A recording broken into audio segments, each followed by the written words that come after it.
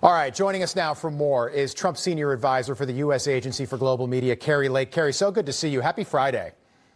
Oh, good to be with you. I got to admit, my blood is boiling watching all of those clips. And, you just can't hate the media enough. They've completely lied. They've deceived the public and done a terrible job at being journalists, which is why they're called the fake news. It's almost laughable to think about what our media has become on some level today, isn't it? Yeah, I mean, I don't know that I'd use the word laughable because their lies have actually cost people their livelihoods, their businesses, and in many cases their lives. And I'm referring to the way they covered COVID, the lies they told on that, the information that was withheld, the pushing of calling people conspiracy theorists or telling people they were peddling misinformation when they were actually trying to get real details out about treatments that would work and vaccine efficacy issues or possible vaccine damage issues, but they didn't want to get that out. So their lies have had real big implications to everyday people when it came to shutting down businesses during COVID, the lies they've told about the elections being perfect elections, the lies they told about Joe Biden in 2020, which pushed him into the White House, which ended up with 4 years of absolute treachery for the people in this country and our nation, and frankly, the world.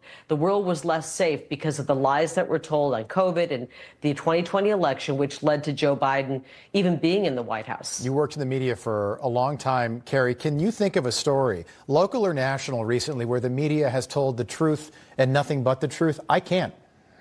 Well, I want to say that not all media has been dishonest. There are some really good people out there in the media. I think Newsmax has done a good job. We've seen some new media kind of sprouting up in the middle of all of this fake news with, all of these outlets that have no ratings. Nobody wants to watch them. People are waking up to their lies.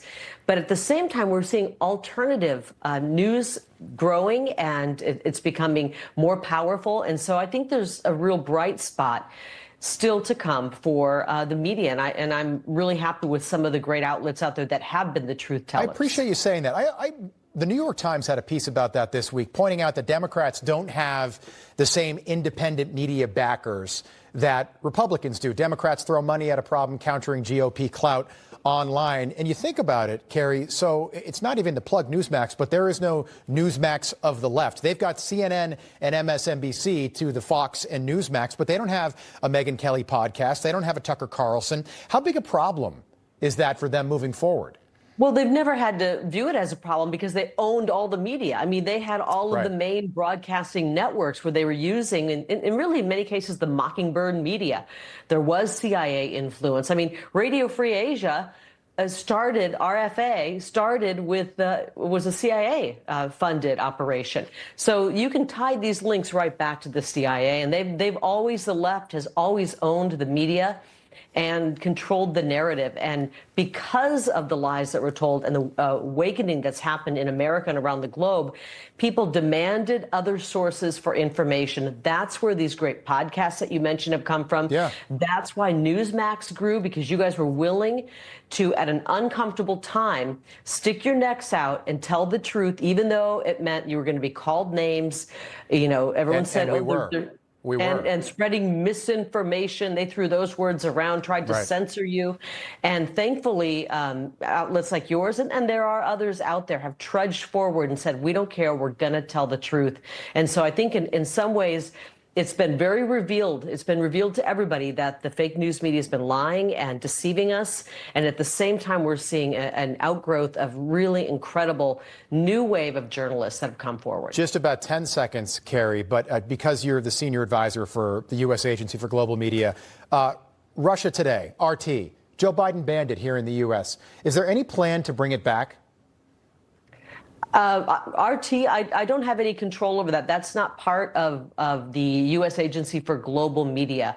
So that I don't know. Yeah. I ask because I think it would be so helpful for people to hear both sides of whatever the story is. And I was in Italy a couple of weeks ago covering the conclave, and I was watching some of the international news, and it's like no wonder people in other countries don't have a good feel for Donald Trump because it's like MSNBC and CNN are international. Just the coverage overseas is so darn biased. Just about 10 seconds. I will say quick anything response. Joe Biden wanted to ban or censor was probably telling the truth. Anything his administration tried to cut off and send off, into oblivion was probably somebody who was right over the target of the truth. Yeah, great point. Kari Lake, have a great long weekend. So nice seeing you. Thank you.